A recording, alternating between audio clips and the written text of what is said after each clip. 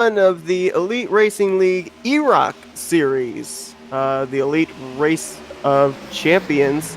And we're kicking things off here today at Daytona International Speedway. We're giving you a little bit of a special preview as we're going to kind of sneak into group qualifying. Seth Cole alongside Sam Dyer. We've also got Matthew Rodriguez here. I don't know if he's talking or if he's just going to be running controls, but nonetheless, interesting thing we got going on here for this series, Sam.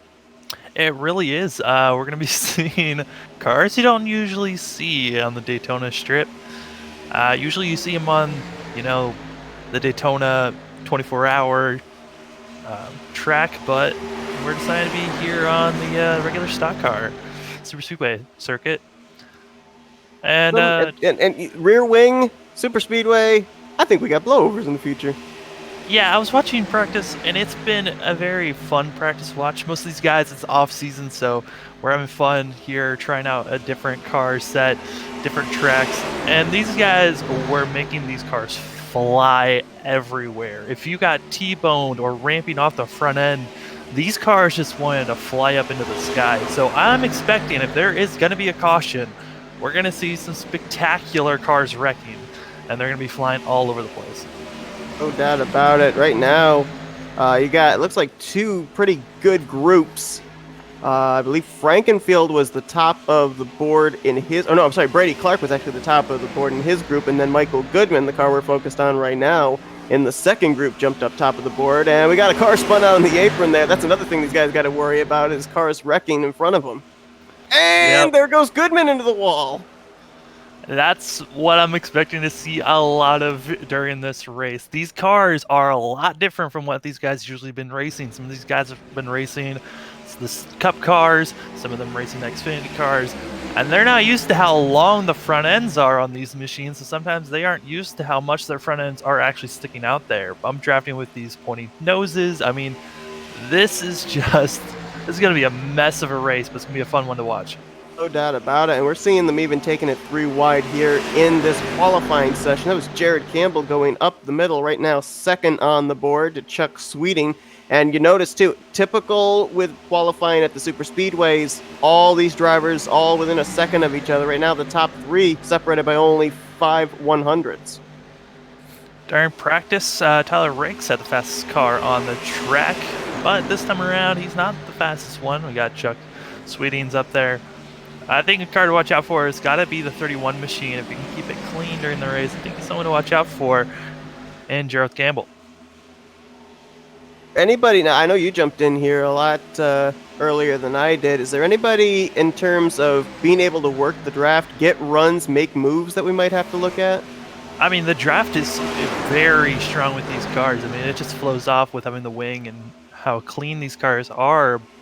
And you're going to be seeing a lot of cars trying to bump draft. I think they should stay away from trying to bump draft. It hasn't worked out well, but we could be seeing a lot of side drafting and just following behind one another, trying to get as much fuel as possible.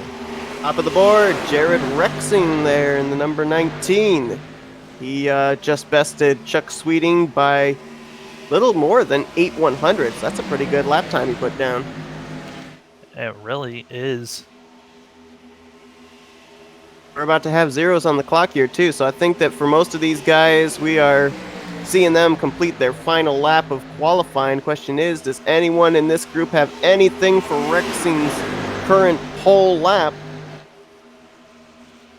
I mean, Rexing might be trying to put down a faster lap the way he is sticking on to, believe that's Chad Frankenfield. And at the line, Campbell, top of the board. He steals the pole away. Brent Jones up to second. A lot of these cars, a lot of these drivers we've seen throughout the Elite Series.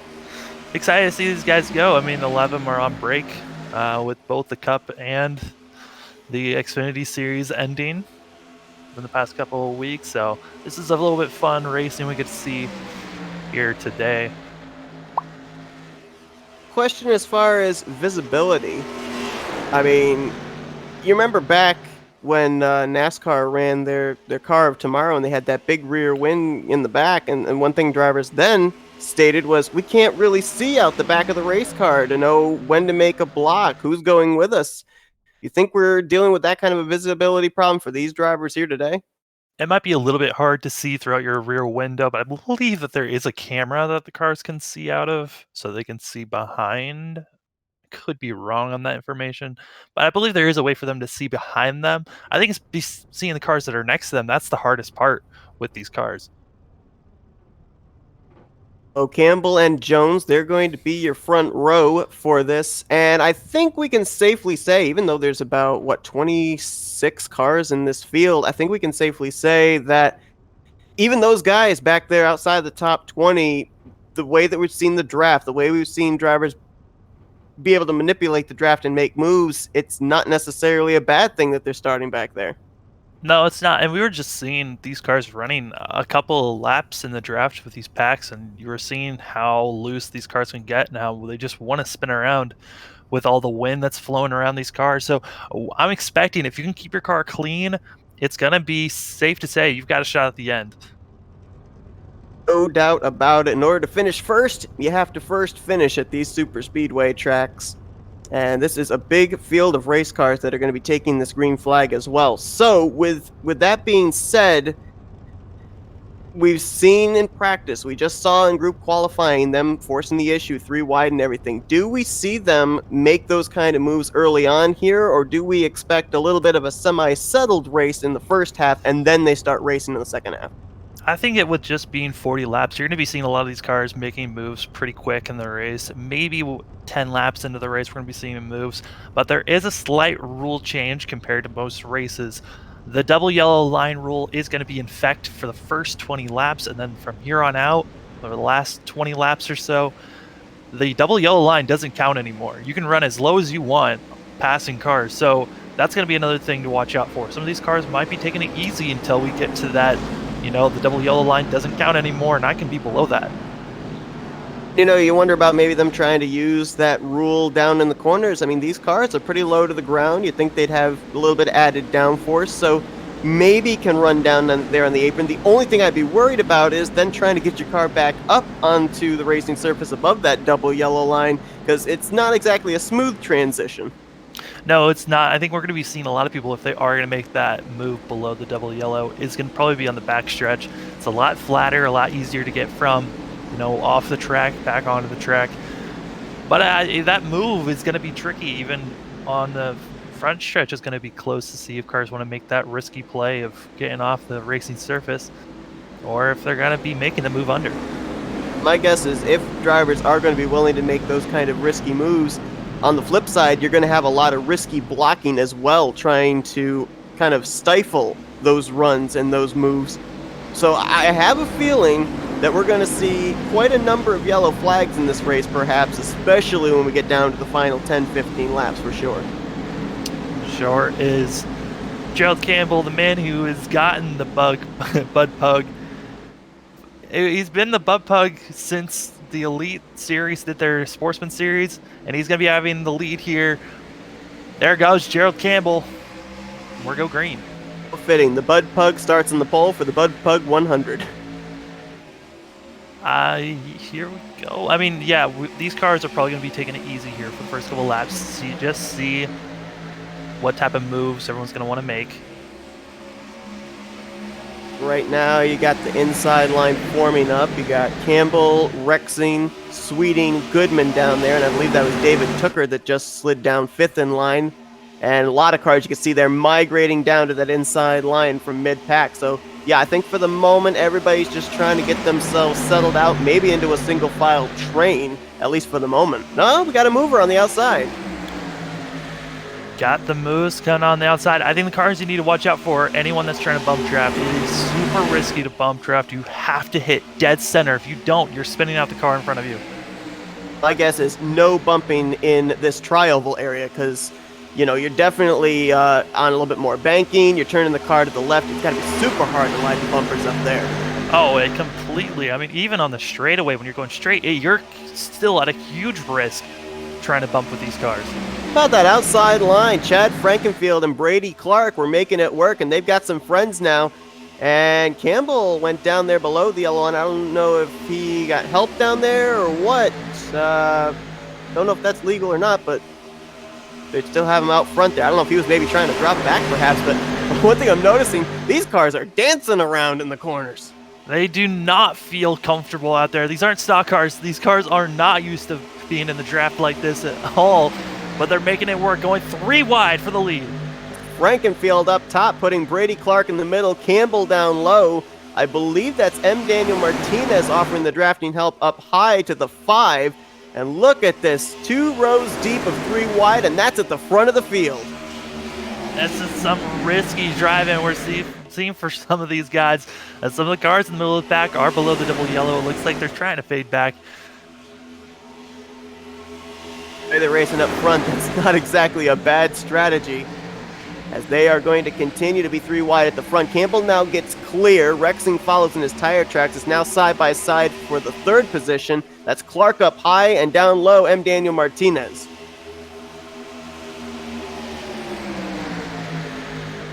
And that car right there, I think that was Rucker that was in the middle. That car looked awfully loose. That's a thing too. You get put in the sucker hole here. I would assume, and correct me if I'm wrong, but with that rear wing and everything, I would think these cars would be even more aerodynamically dependent. You get stuck in that sucker hole, you're getting pulled to the left, you're getting pulled to the right. I think it would be a lot different than a normal stock car at a super speedway. Oh yeah, I mean, he's got basically no help in the middle. Everyone's around him. He's going to be dropping back soon, but it is impressive that he is holding strong up front with how much he is, just with no one helping him. All those stragglers there towards the back, but they're just basically trying to keep themselves in the draft, which is exactly what they're doing. Up front, though, got to move there. Ooh, that was him, Daniel Martinez, looking low on Rexing and almost hooked him in the left rear. Here comes Frankenfield and Clark. They made the outside line work early. They're trying it again. These guys are staying so close together. They are not carrying anymore. This is surprising how aggressive these guys are running, being 3 wide like this. I mean, yeah, these cars are not as big as stock cars are, but it's still crazy to think how close these cars are being 3 wide. Snaking their way there, changing lanes down the back straightaway. Campbell has been pretty committed to the bottom with Jared Rexing.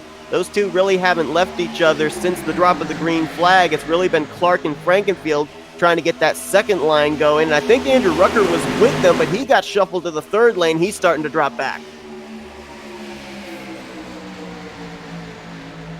Looking at a car that dropped and is not moving at all, but is in pit road right now. It's Ethan Reasoner. I don't know if there's any issues or if he just came down to pit road. We will wait to see what's going on with his machine later on in the race. Thing I've noticed here too, normally when a car gets left out to dry at a super speedway, they drop like a rock. Rucker's been out there on that outside line for the last 2 laps or so, and he really hasn't dropped any further back than that 3rd row. So it looks like the side draft definitely comes into play, even with a car left out, to still remain somewhat competitive. Yeah, I mean, it is surprising. I honestly thought that we would have seen Clark just drop with where he was, you know, being in the middle of the pack, but he's been just staying strong, being up here in the top 5. I mean, he's got no help up top, and he is still up there within the top 3 lanes.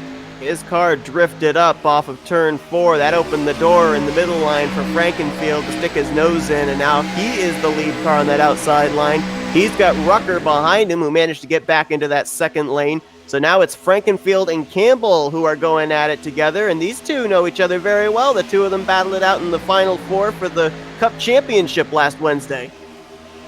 That they did. I'm looking at the different cars, seeing if there's any damage for some of these machines, and I'm looking at the 89 of Brent Jones. It looks like he might have tagged the wall. His wing slightly bent in on the right side. Don't know when he hit the wall, but you can just tell when these cars just tap the wall, their wing just gets dented in just slightly. Does that affect the car at all speed-wise, or do you think that really they still would be up to speed? I mean, you still be up to speed, especially just being in the draft the way you are. You should be able to still stay with everyone. Now getting up front and staying up front, that's a different question. We'll have to wait and see if he's able to do that. Another machine that I see with a ton of damage is going to be the one machine. He's got a ton of damage. He hit the side of the wall hard.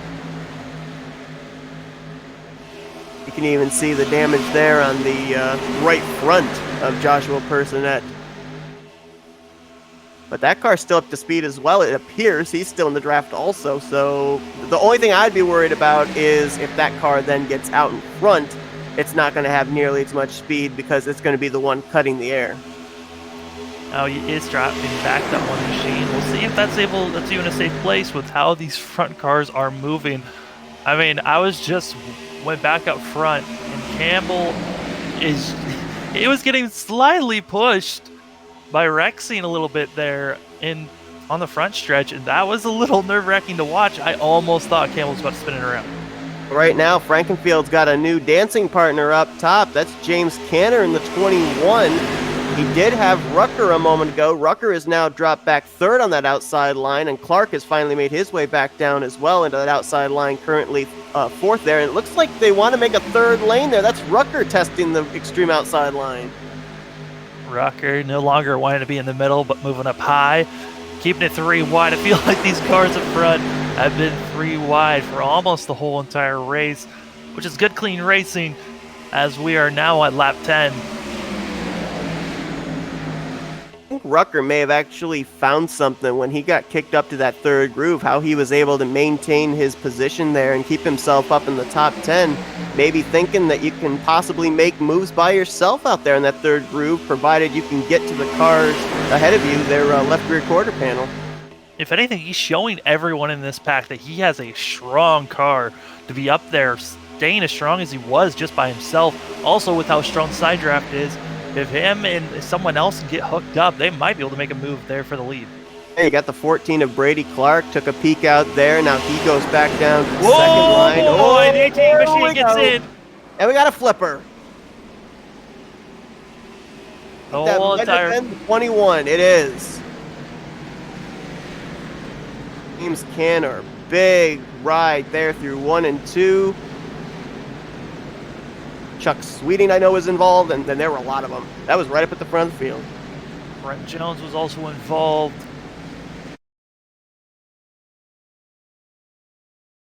Joshua Clark may have gotten a piece. That was right around a battle, I think, for the 4th position. See what happens here. There you go. It's hard to tell if maybe the 21 got a little help from behind, possibly by the 14 of Clark. You talked about it, Sam. These cars just so sensitive, and if there was a bump in the corner, it's not going to take much to upset a car there. Not at all. I mean, these machines, they were doing so well for so long. But with how aggressive everyone's been running, you just knew the big one was coming at some point. You cannot stay 3 wide for a whole entire race and stay clean. I mean, as long as you want it to be, sure, you can hope for the best, but even some of the professionals out there, they can't stay 3 wide for that long. There it was. You saw it right there. It was actually Canor's car drifted up, got into the left rear quarter panel of, I believe that was Andrew Rucker. And that is what caused the wreck, as both the 18 and the 21 came down into traffic and just nowhere for any of these guys to go. To be honest, though, I'm rather surprised with that happening as far up at the front as it did. We didn't have more drivers involved. Yeah, I think it really helped that, Canner went up into the air, and that saved a lot of cars. If you got a machine up in the air, you got a chance to drive under them, which saved a few cars. A lot of these guys backed down, got to the bottom real quick, and luckily these machines were able to move down as fast as they were. As of right now, it looks like the drivers that sustained the most damage out of that, obviously Canor, Brent Jones, Chuck Sweeting. I think Joshua Clark did get a piece, and Andrew Rucker, I think, might have been able to drive away. He's still running on the lead lap, I think, so he may have dodged a little bit of a bullet there. He's actually a first car off pit road. Didn't really see it. I was focused on the 21, but Rucker actually might have saved it.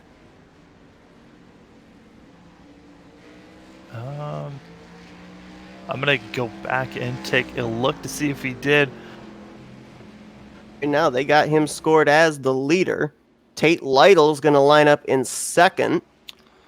Then Frankenfield, Campbell, and Rexing right now score the top 5. Yeah, I mean, he brushed the wall, and luckily he didn't smash into it. It looked like the back end of his wing touched the wall, and he was able to save his car from there. You can see So, the damage there on the right side of the wing on Rutgers. So he definitely didn't get through completely unscathed, but compared to the damage sustained by guys like Jones and Canner, he definitely got through relatively clean. yeah, I mean, he got in contact with Canner, and that was what the main reason why he spun around. But at the same time, Canner's car actually kind of saved Rucker and allowed him to stay straightish. He kind of drifted all the way down to the bottom and then got his car straight. So he didn't get as much damage as he could have as he is pulling into the pits now. Got his lap lead, and now he's going to get some repair on his vehicle. Going to turn the lead over to the 56 of Tate Lytle. And this will be interesting because I believe, he at least was out front for pretty much every lap. I don't know if he led every lap because he had some challenges to the outside, but Campbell now is going to be lining up in second place. So we'll see if he can find Jared Rexing, who I believe is going to restart in fourth. So I think the two of them who've been working together in these first 10 laps, we'll see if they work together on the outside line on this restart. I can see him working out on the outside line and trying to push past all these cars. They've got, as working as a team, they've been looking very strong. And now Frankenfield gets a new partner with Tate Lytle. I don't really know in this type of a series if you have teammates or not. Obviously, you're going to make alliances with people that you work well with. But you got Rexing and Campbell. They've been working together here since the drop of the green flag. If we look back to the broadcasts we've done for the Mega Drive 86 Xfinity series, those two are not teammates. Whereas on the flip side, Chad Frankenfield and Tate Lytle in that series, they were teammates. So I don't know if there's like teammate alliances here or if it's really just your friends or where you find them with this kind of a series. I think right now in this series, it's pick your friends and just have fun and hang out with them. I mean, that's kind of what happened with Campbell and Rexing, is they were just hooked up on the bottom. They didn't really have anywhere else to go, and so they had to work together while everyone up top was able to make the moves that they wanted to make. Everybody came to pit road under this caution. I thought from the initial start of the race that 40 laps they probably were going to be able to make it on fuel anyway. Now with them coming to pit road and us getting the green flag probably somewhere in the realm of 25 laps to go, I think now it's basically just race to the checkers. Yeah, it's keep your car clean and get to the checkered flag from here and see, hopefully you're up front to make the move to win this thing. I'm expecting to see at least one more caution with how aggressive these guys were racing. I mean, just off the start, and with the fact that the double yellow rule is about to be taken away in the next couple of laps, there's a chance for these cars to be making a lot of bold moves here on the backstretch. Absolutely. James Canner has taken his car behind the wall. Brent Jones currently sits 4 laps down. Joshua Clark and Dustin Dewar are 2 laps down apiece and currently off the lead lap -1 are M. Daniel Martinez and Joshua Personette. So 17 cars. Rucker, the last of those, are on the lead lap here for this restart, which will be with 25 laps to go. Out of all those cars that are a lap down, Joshua Personette is he's moving, so he is hopefully going to make it back to the pack before they go green. But he is a lap down. I think they've got the lucky dog system in this race, so if that is the case, then the possible good news for Martinez and Personette is we probably haven't seen our last caution. The thing they got to make sure is that they aren't involved in it. Yeah, being in the back of the pack, they have a good chance of avoiding all this carnage if it happens up front. But if it happens in the back, that's just unlucky. These guys in the back have it kind of nice. They just need to relax and wait for the cars up front to make a mistake. Unless you want to be up there running up front with these guys and being hopefully in the lead. Lytle, Campbell, Frankenfield, Rexing, Clark, that's your top 5. Then Goodman, Dixon, Weeks, Shea, and Riggs, that's your top 10. Green flag back in the air, 25 to go. And 5 laps until the double yellow line rule is removed. As Tate Lytle, I think it might just be the bottom line is the strongest line to the outside. You can just stay strong and try to make a move. But that bottom just looks strong based on how Tate Lytle is pulling away with Chad Frankenfield. You saw kind of a two-car tandems going on there into turn one, and it continues here on the back straightaway. Frankenfield glued to the back bumper of the 56, and it looks like they may clear those top two past Jared Campbell. Campbell continues to fight on the top side with Rexing as his wingman. And they're clear, but they're not able to come down because they're below them. It's going to be the 14 machine of Clark.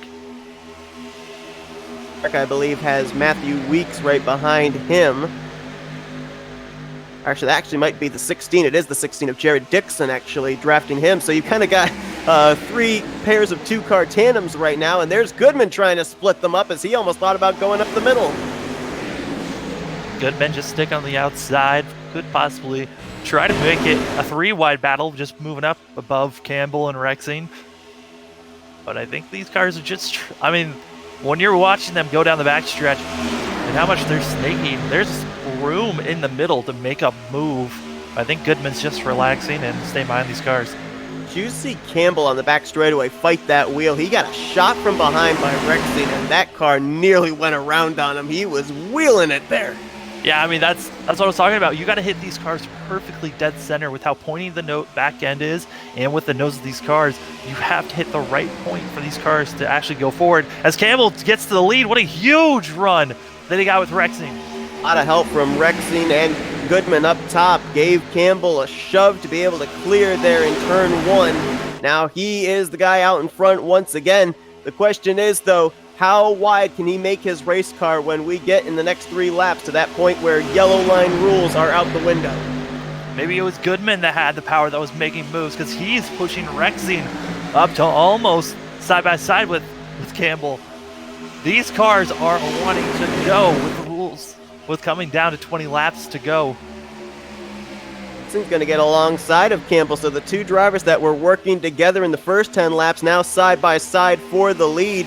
And yeah, Goodman seems to, sometimes you have those guys that are really good at pushing. It looks like Goodman is one of those drivers. Stand side by side. It might just be the runoff of 4 that these guys are getting close to side by side with the leader. Because coming off 2 that time, they were the outside did not look like they had the same speed as the inside line. They weren't formed up very well either. Goodman kind of drifted up the track in 1 and 2, and that kind of cut the draft those two cars had. You've also got that black and neon green machine there, third on that outside line. Matthew Weeks trying to get that outside line reformed and going forward again. Campbell, though, looking in his rearview mirror, I think Lytle's wanting to make a move on him. He doesn't like that he's trapped behind the 31 right now. Chad Frankenfield gave Tate Lytle a little bit of a bump, and then everyone just was so slightly off center.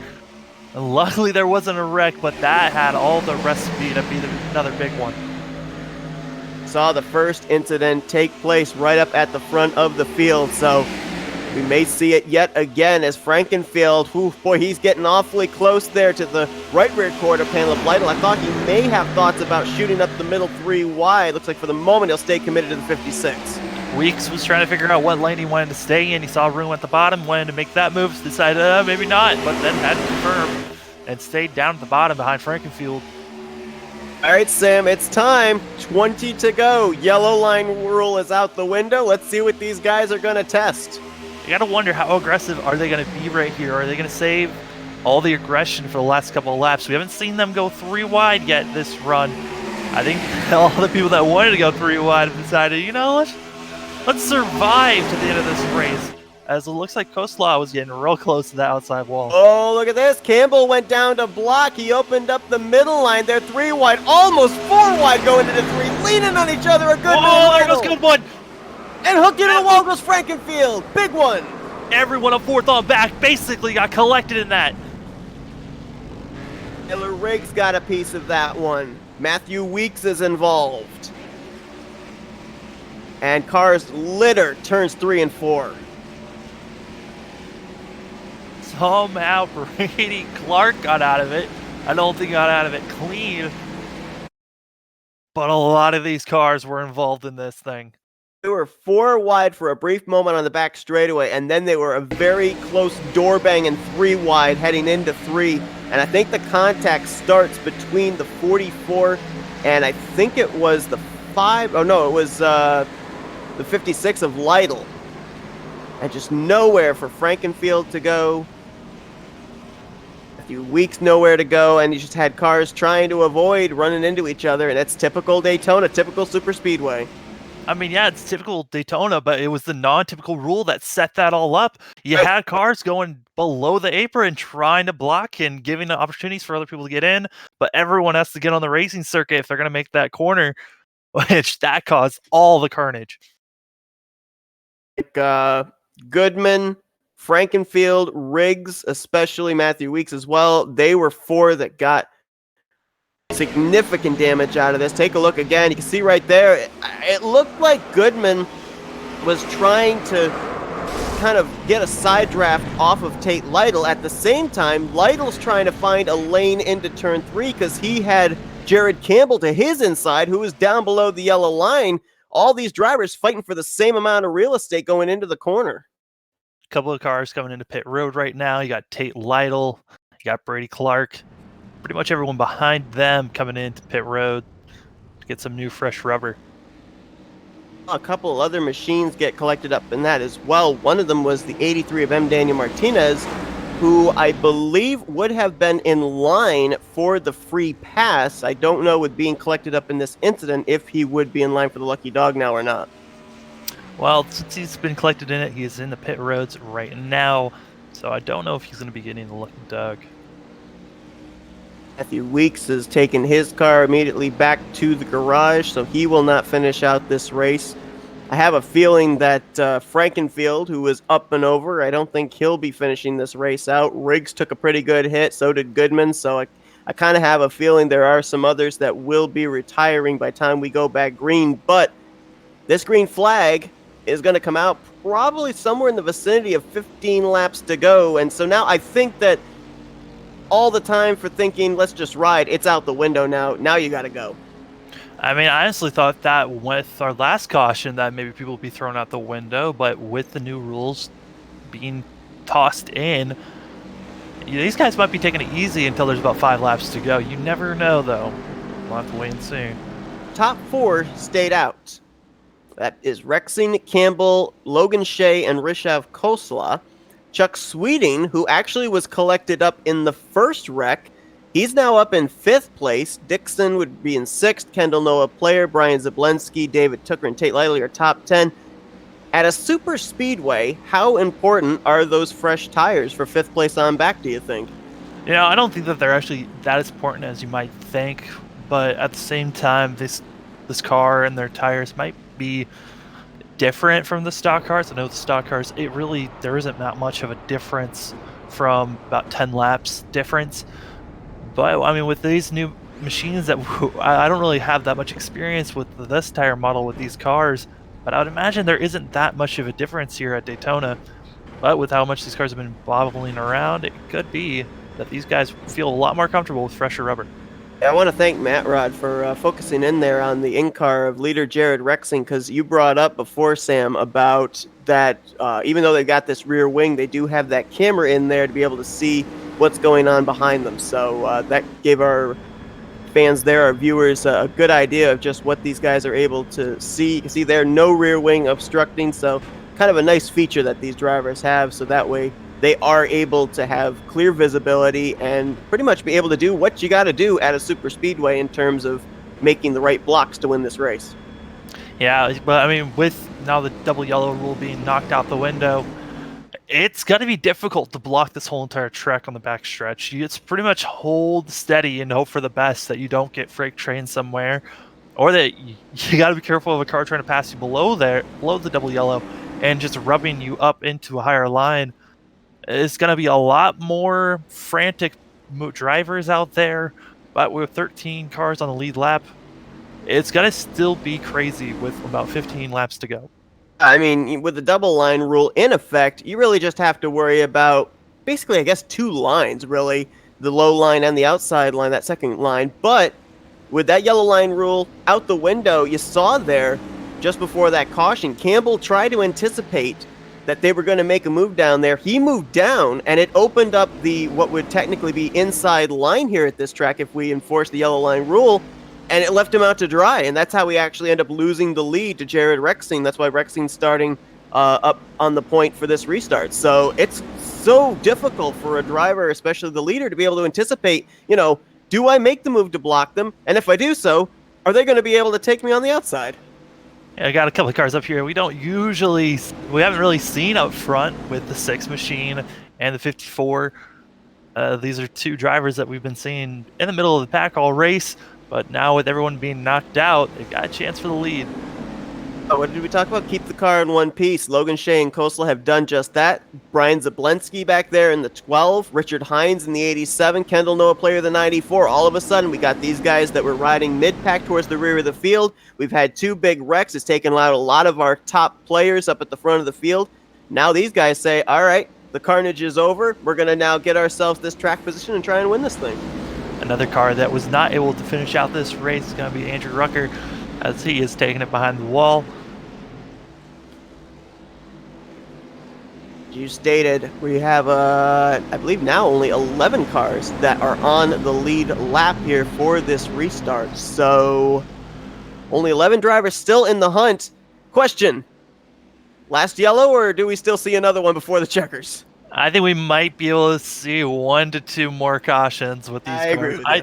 As we are about to go green, we might have to see green-white checkered at the end of this race, but only time will tell as Jared Rexine takes the green.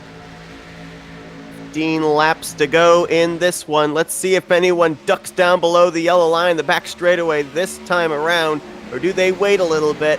Rexine and Shea going to work together on the bottom. I think the 6 of Logan Shea says, I know that you and the 31 were working together. I don't want you working together now. Campbell's deciding if he wants to stay below or make a move up high. As he stays up high, but all the cars are shuffling from about 5th on back.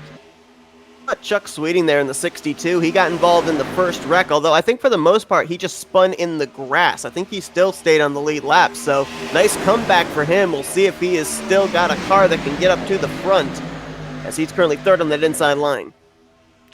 Yeah, I mean, I thought for sure that he'd be somewhere in the back with, it looked like he took a lot more damage than he does right now on that first caution, but it looks like that car might be able to stay up there in the top 5. Of course, this is the EROC series, the Race of Champions, but it's open to anybody. But we do have a couple of champions that were crowned this past week that are up here towards the front. Campbell, who won the Cup Series Championship on Wednesday, and David Tooker right now on the lead lap in 7th. He got the Xfinity Championship last Monday, so the both of them would love to be able to take a checkered flag here at Daytona, but there's, as we stated, another 9 drivers here on the lead lap as well that want that same thing. Just looking at the cars that are in the back, you got about cluster of 3 cars with heavy damage fading away from the lead pack. As Brian Zablensky is going to be the last one out of this lead pack of cars, just hanging on. I think he might be doing the strategy of, sticking with the draft, but not too close to get into damage, but enough distance to keep with front pack and move around if there is caution up front. You got the 87 of Richard Hines we were just focused on. He is the last car on the lead lap in 11th place, but he has lost touch with the top 10. So right now it looks like it's a 10-driver race for this win, provided we don't have these drivers involved in a 3rd caution. We've seen these cars, some of these cars up front, like Gerald Campbell and Rexine. These guys have been bump drafting each other. I wonder about the other cars that have been staying in the middle of the pack, if they've been bump drafting, if they feel comfortable bump drafting with any of these cars to try to get a run to pass up front. If Rochelle Koslov feels comfortable pushing Campbell to the lead, or if they're just going to be lagging behind, seeing these laps tick away. As we're coming to 11 laps to go once we get to the flag, it's going to be tough to see if these cars have been in the middle, if they're able to have the speed to pass Rexine or Campbell. So that is a great point, because I've seen quite a bit of daylight between Rexine and Shea, and as well as Campbell and Kosla. Neither the 6 nor the 54 seem all that comfortable to go up there and shove the car in front. We know that Campbell and Rexine have been working together. We know Tate Lytle's been willing to get on somebody's back bumper, but for the most part, a lot of these guys really, I don't think, have had that much experience here today so far in doing that, based on the fact that they've not been aggressive. They've been riding for the most part. I think Shea in the 6 machine is probably the one who's been sticking the closest to our leader. I mean, Rexing, but Risha Closa just doesn't look like he feels comfortable pushing someone right now, which is giving Campbell no one to really help him move up in the front as Shea moves up to the high side, going for the lead. It looks like it's well like Kosla not only is not comfortable pushing someone, but not really comfortable being pushed. Tate Lytle was trying to get to his back bumper and got him a little loose. So right now I think the 56 is kind of boxed in. Shea, though, he knows Campbell can be a good pusher, trying to get that outside line going. 4 cars on the outside, 4 cars on the inside. Oh, going across the line there. Rishal Koslov looked real loose as Tate Lytle just gave him a little bit of a tap. But luckily he keeps it straight. But that was a scary moment going through the oval. Got Brian Zablensky and Kendall Noah Player just kind of riding out there on the inside and outside line respectively, waiting to see what happens here, still staying in the draft. Now you're starting to see some of these guys test the waters down below that double yellow line. That was the 62 of Sweeting that stuck his left sides down there. I'm wondering if Gerald Campbell's going to move up to Tate Lytle and make it 3 wide to make a move. These two could be the 2 cars that can make a move for the lead. I wonder if Gerald Campbell feels comfortable moving up now, or if he just wants to stay where he is, and Tate Lytle's going to have to do all the work by himself. Lytle right now trying to get as far away from Kosla as he can to avoid being pulled back via the side draft. Looks like he might clear around the 3rd position there on the outside line. No, Kosla actually moves low, so that allows Lytle to get to the back bumper of the 31. This trio could be good on this outside line.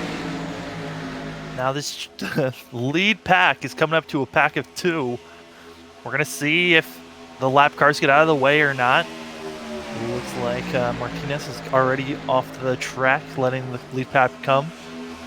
Martinez and Clark, I believe, are the 2 that they are catching.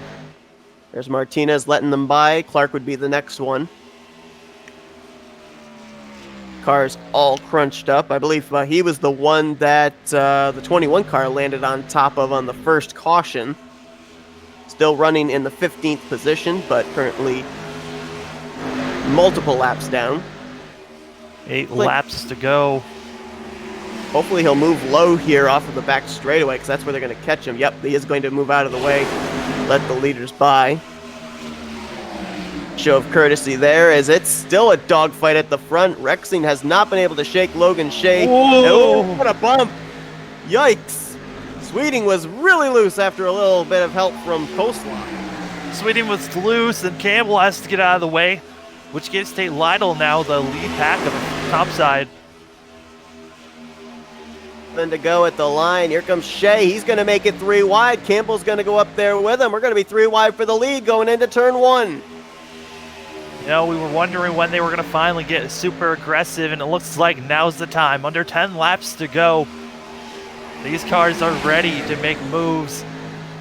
And with how aggressive they're getting now, wanting to go 3 wide, I'm expecting to see a lot of these cars want to just dip under, just like that. Rishon Klosla under in the apron, and we're seeing a block by Rexing. They're almost taking it to the grass. Big tough part here for a guy like Sweeting is, you know, do you let the 54 back up? I think you kind of have to with these cars. Yeah. If you don't, this is going to cause a huge accident that could cost you, as these cars are just bumping now in the tri-oval. Boy, look at that interval there between the 19 and the 56 at the line. Rexing lost his drafting partner Sweeting for a moment. Sweeting is back. Meanwhile, we got Lytle there with Logan Shea shoving him. Meanwhile, topside, how about the 17 of David Tooker trying to make a 3rd lane? He's been staying quiet all race long, and now we're seeing cars all over the place, on the apron, up top. Everywhere they can find space, they're trying to put their car there, and luckily they all keep it clean going into 3. It's like watching them at Indianapolis or Pocono, snaking their way down the front straightaway there. Tate Lytle now in the lead, getting in front of Rexing. But you're going to see these cars. Oh, Campbell. Oh, there they go. And there goes a wreck around Rexing and Logan Shea. The car was up and over. I think that might have been the 6. Jared Dixon, a lot of damage. That car is smoking as well. David Tooker's involved. And the caution comes out with 5 laps to go. Rexing, who's been up front for most of the race, leading it looks like his race is done after that caution. David Tucker, his car does not look good after that. Based off Wow. what I'm seeing right now, if Clark does get the lucky dog here, talk about the 14 of Brady Clark, who was the first car one lap down, it looks like we may only have about 7 cars possibly up to speed, or even still in this race on the lead lap. Well, you asked me if there's going to be another caution, and I said yes. Do I think there's going to be another one? Possibly. I think we have a chance to see another green white checkered. If those are implemented in this race, I do not remember if they are or not. But there's a chance with how aggressive these cars look on the backstretch that we could see another accident. The start of all of this was a bad bump coming into the tri-oval. David Tucker into the back of Jared Campbell, and that's kind of how it all culminated. They were almost 4 wide in the tri-oval as well. And, well, actually, I don't think that had anything to do with it. Logan Shea just kind of got loose and came down into the driver's side door of the 19 car. Yeah, I mean, the tri-oval's been a tricky spot for a lot of these guys. They've been getting really loose out there, and drifting up is a thing to do. Logan Shea, you speak of him, he is now, his race is done. David Tucker is done. Jared Rexing is also out of the race, as all 3 of those machines have disconnected from the server and put the car behind the wall. M. Daniel Martinez, who got put a lap down, we saw he's out of the race now. Richard Hines is actually out of the race also. So right now, it does look like the 14 of Brady Clark is back on the lead lap. We've got 8 cars that are still running. However, I would be a little bit curious about the 16 of Jared Dixon, because that car was smoking leaving the scene of the accident. So I would question just how up to speed he's going to be. So right now, it almost looks like we may only have 7 cars in this battle for the win. Yeah, battle for the win for sure. It's only going to be 7 as Jared Dixon is still in the pit road. One of the machines from pit road, it has started moving, and that's going to be Chad Frankenfield. So it's going to be trying to get a couple more spots if he's able to finish out the rest of this race. He can still pass Andrew Rucker for 16th. I don't think he's got enough time, with there only being 3 laps to go when they hit the line this time, to be able to get any higher than that. No, but getting as many points as possible is your hope in this race, or just get a better spot at the end. Right now, we got 2 guys that have been up towards the front pretty much all race long, Tate Lytle and Jared Campbell. They're going to restart 1st and 3rd. Rishav Kolsla is going to restart 2nd, Kendall Noah player 4th, Brian Zablensky 5th. Brady Clark was up front early, got involved in, I believe it was the 2nd caution, I think it was. He's in 6th, and Chuck Sweden, who was involved in the 1st caution, is 7th. So if you got to choose a driver between those 7, who you got? I'm going to keep up with the pole sitter. I mean, he was my pick during qualifying while we were figuring out who was going to be where. I'm going to stick with Gerald Campbell, our Cup champion. I think he's got the best chance of winning this race, but a car that I'm surprised with how far up he's been, it's got to be Kendall Noah player. He started 22nd and now up to 4th, our biggest mover of the day. Yeah, I think that right now, I kind of think that with there only being 7 cars left to battle this out, it makes the field a little thinner. It makes it a little bit easier to be able to choose when and where you block. So I kind of think track position very important here with what looks like it may be a green-white checker to finish out this race. So I kind of think that the ball was in the court of Tate Lytle. But I'd be interested to see about that 12 of Brian Zablensky, because Zablensky ran cars somewhat similar, I guess, to this back when we had the Sportsman Car Series. Obviously, it wasn't at a super speedway configuration, but I don't know if we've necessarily seen just exactly what that 12 car has got. Even when he was up here in that top 10 before that last caution, he just kind of was riding at the back of the pack. So we don't really know what he's got in store for these top 3. Yeah, and his car looks the cleanest out of all the machines that are up here, actually. I mean, it doesn't look like he has a single scratch, any speck of dirt on that thing. While you look up front, some of these cars have dirt all over the place, running so close to the grass. A little bit of touching the wall here and there, touching one another. So that 12 machine is a good pick, I think, for yourself. But I'm going to stick with that 31. I honestly think the gold machine has a chance to win this thing. definitely been one of the drivers that when he makes a move, he's been able to make forward progress with it. I'll give you that. We now have only 6 drivers that will be battling it out for this win. Chuck Sweeting has taken his car back behind the wall. I don't know if he got involved in that last caution or not. He might have. He was involved in the first yellow. Looked like that car was still up to speed in the draft. So now it's 6 drivers that are left to battle it out. The question is, how many will there be crossing the line for the checkered flag? That's a fantastic question as we are entering a green, white, checkered for the end of this race. I think there might be only 2 to 3 cars that finish this race out with just 6 remaining. And it might be crazy to think that, but with how these wrecks have been going, I honestly think 2 to 3 cars might be it. Goal for these drivers is to at least make it around for the white flag. I would also think too, we got a couple of guys here that are towards the back that are, off the pace, off the lead lap. So we got about 8 cars up here in this group. With there only being 6 cars on the lead lap, it's going to be kind of difficult to find a drafting partner, I would think too. I mean, yeah, but we've also seen the 14 machine early on in this race show that side drafting is so strong. You can stay up here with these packs of cars, and they're not even in huge lines anymore. I think side drafting by yourself is possible to be moving up if you got a strong enough car. Coleslaw picked up a couple of spots by himself using moves down below the double yellow line in the back straightaway going into 3. So maybe some drivers took notice of that. Green-white checkered. Who is going to win this thing? Lytle gets going, and Rishabh Coleslaw looks like he was not ready. The 56 and 31 are going to break away. 56 and 31, they looked like maybe they were talking to one another because they took off at the same exact time. Bump drafting it all the way through into 1. I'm inside the line now. You got Kendall Noah, player not too far behind him. Brian Zablensky. Can those two hook up and work together perhaps? As now top 3 get clear on that inside line. Campbell looks low on the back straightaway. Campbell going extremely low, now finally getting back onto the racing surface as he's going to be taking the lead here going into turn number 3. But is he going to keep the lead as cars are staying 3 wide through the corner? That extreme outside line there. Kendall Noah, player Rishabh Coleslaw trying to work together. Lytle trying to get the side draft as Clark goes up the middle. That's 3 wide for 4th. Here comes the 12 machine. He's looking strong as he's staying behind the 94. But Tate Lytle going to be taking the lead off of that going into the white flag. He made it to the white, so they will race back to the checkers. Who's going to be the leader? Top side, you got Lytle and Clark. Bottom side, you've got the 31 of Campbell and the 94 of Player.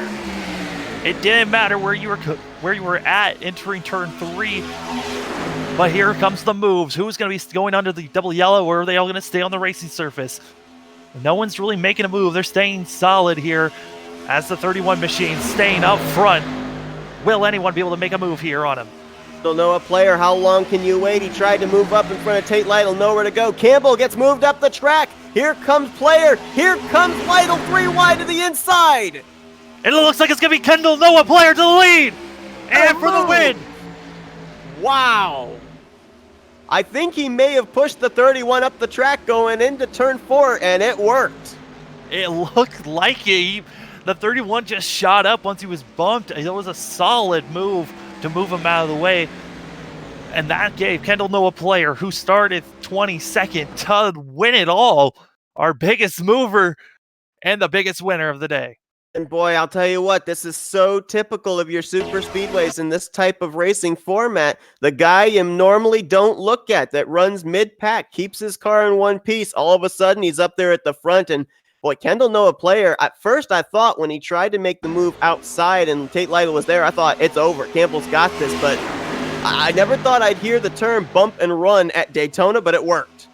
Yeah, I mean, using the bump and run here was something special to see. I was expecting someone to use the bump and just wreck someone blatantly, but that was the cleanest bump and run bump drafting move we have seen all race long.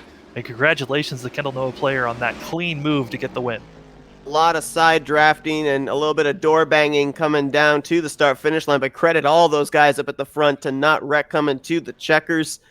And Kendall Noah, Player, a guy who back in the Xfinity series that we broadcasted, won the multiple green-white checkered race at Pocono, obviously knows how to get it done at the fast tracks and got it done here today. at Daytona. As you look at your finishing results, it was 52 one-thousandths of a second between himself and Tate Lytle. Campbell, I guess we could say the dominant car of the day, really. Third place for him, and solid outings for these guys here in 4th through 6th, like Zablensky, Clark, who had to battle to get back on the lead lap, and Rishev Kolsla there in 6th. Yeah, I mean, Jared Dixon and pretty much everyone from there on back were cars that were not able to finish out the race, but all showed strong runs at some point during this race. It was just a wreck fest that you came down to who had the nutrition to really stay clean and finish this race out. And Kettle Noah Player, a car that was in the back for most of the race, able to come up and stay strong at the end.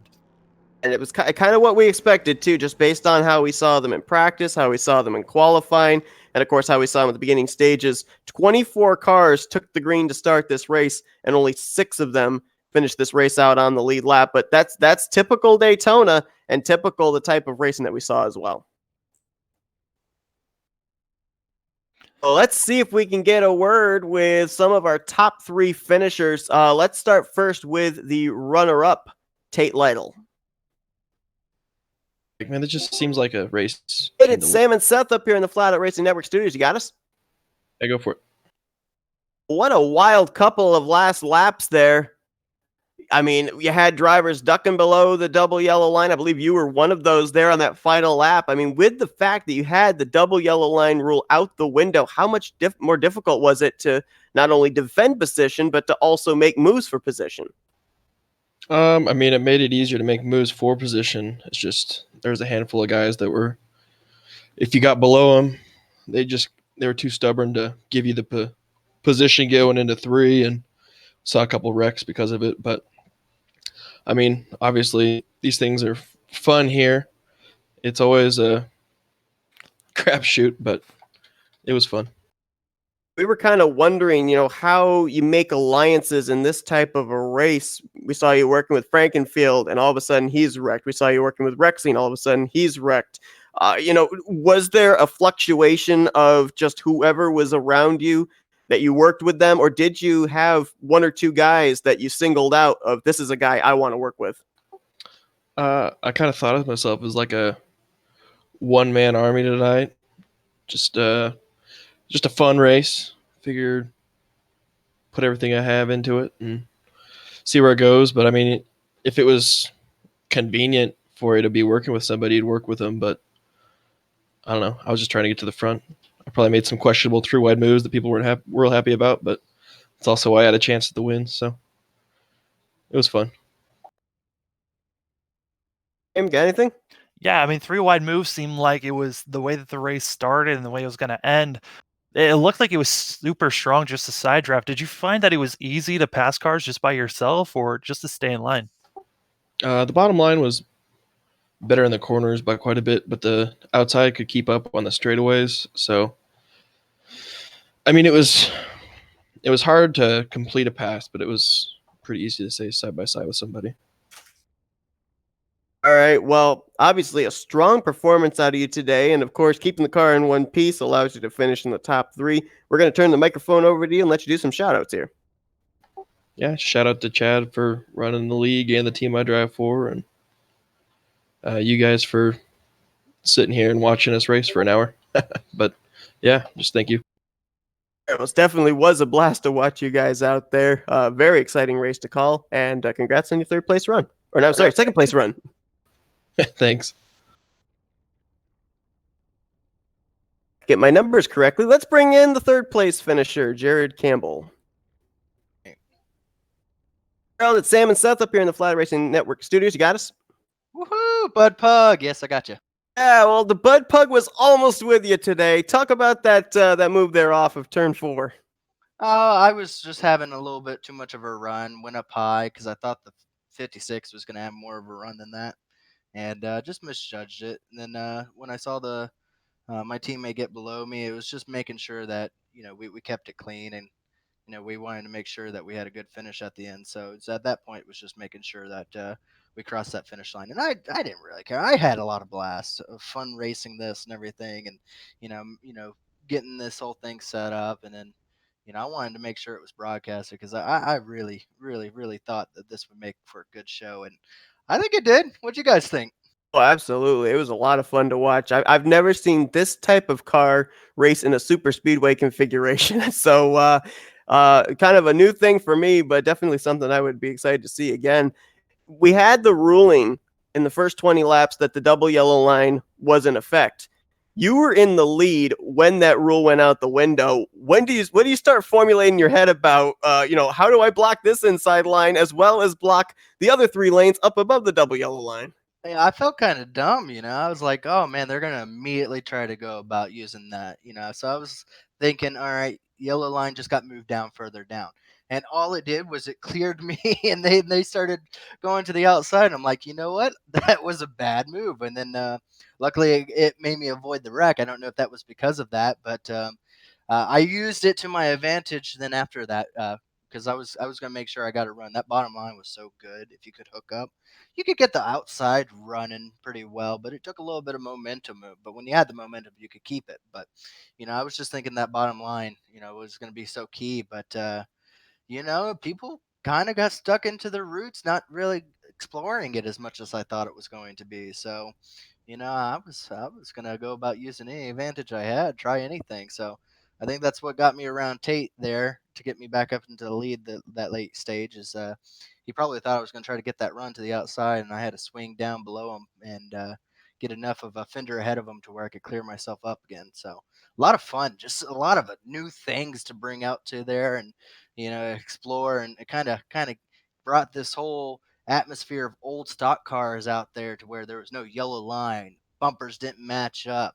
You couldn't really form a duo out there. You had to get pack going to make runs to get around people. It was like old school. It was bad to the bone. And I can't wait to see what it does at Michigan, Talladega night with the lights, the headlights, no lights on the track, headlights. Let's see how that is. That's gonna be that's gonna be crazy. Sam, you got anything?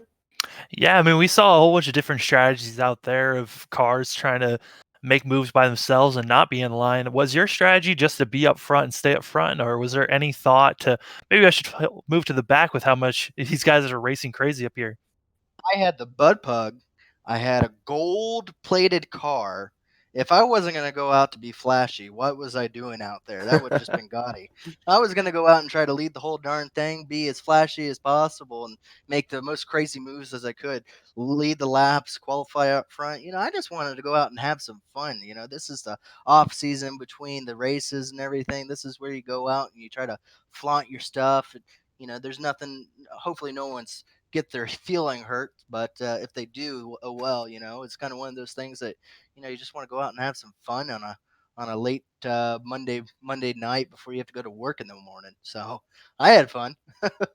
Brought up a point earlier that I just want to touch on real quickly. I was thinking back to the 3 cautions we had, and those 3 cautions actually came out based off of a little bit of the side draft going wrong. You mentioned about the bumpers not lining up.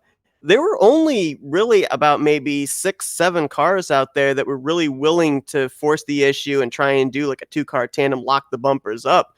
How anxious were you to do that? I know that you had the 19 shoving you at one point, and then another point you were shoving the 56. I mean, do you basically just think, okay, the risk is greater, it's the reward is greater than the risk, or was it just let's try it and see what happens? More like you had to judge it really. I mean, you couldn't just fly up there and beat the guy's back bumper. It didn't really get you that far of advantage.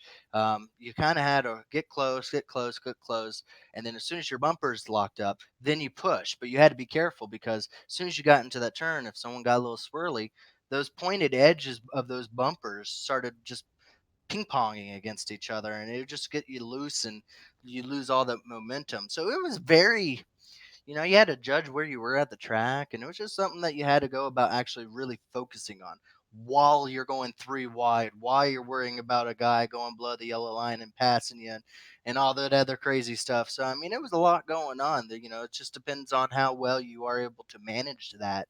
That sensation of being able to bump correctly without being the bonehead that causes a big pileup. So, Yeah. it was even the side drafts. I mean, you could for some reason these cars could take a little bit of a bang, but then you go too far and the car would just lose all its handle. So I mean, it was you could kind of get that side draft going, kind of cut the momentum off from the guy below you with these big open flares on them. You put a lot of wind on those big huge spoilers that you couldn't see past when you're behind them. So it was interesting. It was very interesting.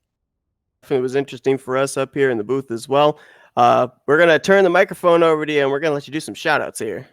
Uh, Congratulations, PRM, for winning the race. Part of the team officially this time around. Won the championship in the Cup Series, but was not a part of the team. I want to go about trying to go out and prove that PRM got me for a reason. And thanks. I don't have it on the car because I went completely gold, but VFW, always run it usually on my cars. VFW is Veterans of Foreign Wars, which is going to go about thanking vets for their service all across the country, and no matter the day or time or holiday, it's always going about thanking the vets. Thank you guys for broadcasting it. Thank you for whoever decided to watch this crazy show. Hopefully we can get a couple more of them broadcasted and see how many people enjoyed them. And just thanks all the competitors. Hopefully we can get maybe a 40 car field of these things. It was that crazy with 20 something of them. Oh boy, if we get 40 of them. Absolutely, no doubt.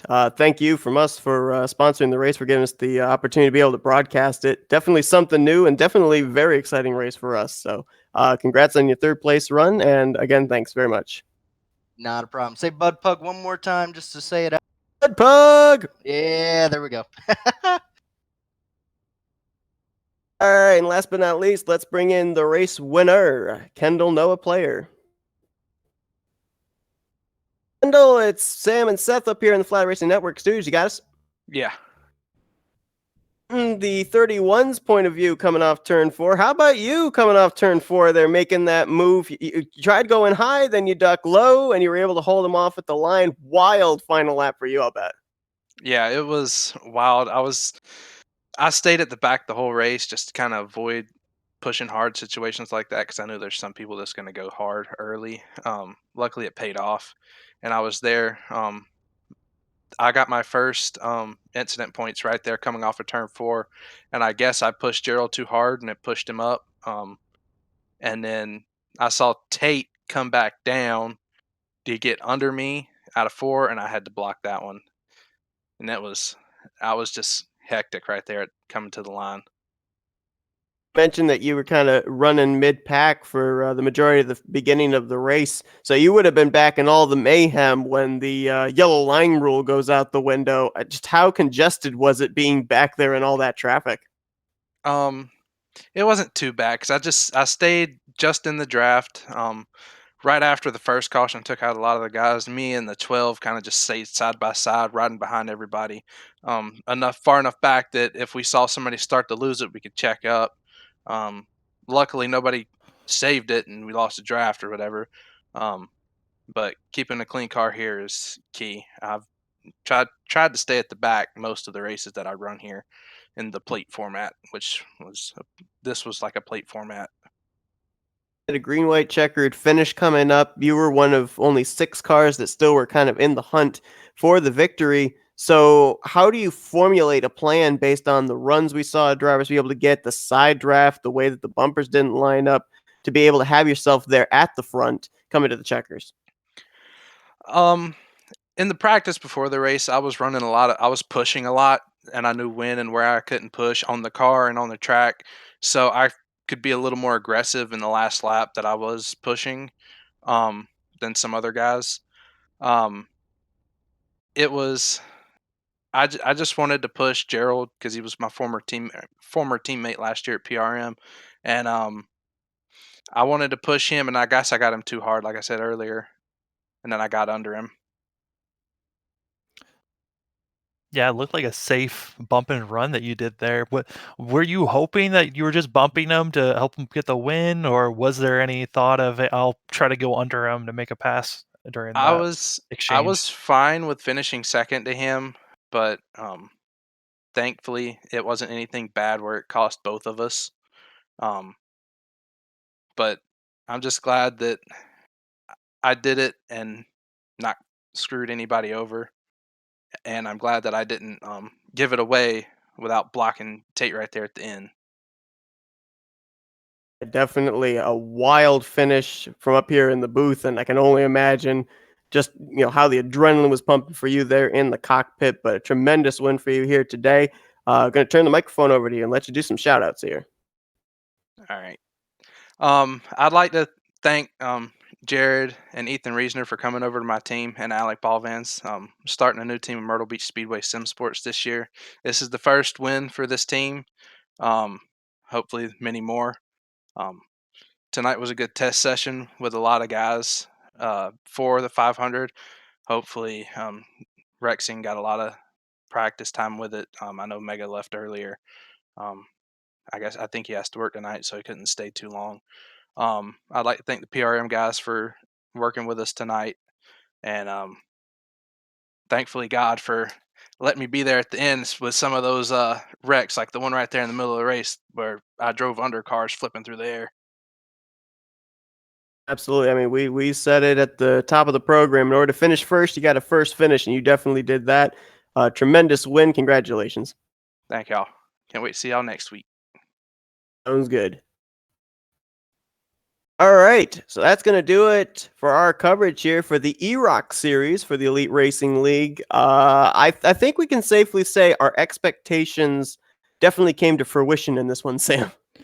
Yeah, I'm expecting wrecks, but great action overall. We saw multiple different strategies of Gerald Campbell trying to stay up front, lead every lap, to Kendall Doa player staying back until he needed to make the move up front. But a great racing all around. Absolutely, no doubt about it. A wild race overall, exciting finish. And, if we end up doing broadcasts of future races of this series, obviously with some of the tracks that Gerald said that they're going to be going to, like Michigan, like Talladega, you got to think we're going to see an awful lot of the same great racing all the way through the field with the way that this car works. But that's going to conclude tonight's race here from Daytona. Thanks everybody for tuning in. For Sam, Matt Rod on the controls, and myself, I'm Seth Cole, saying we'll see you guys next time. Thanks for watching another broadcast on the Flatout Racing.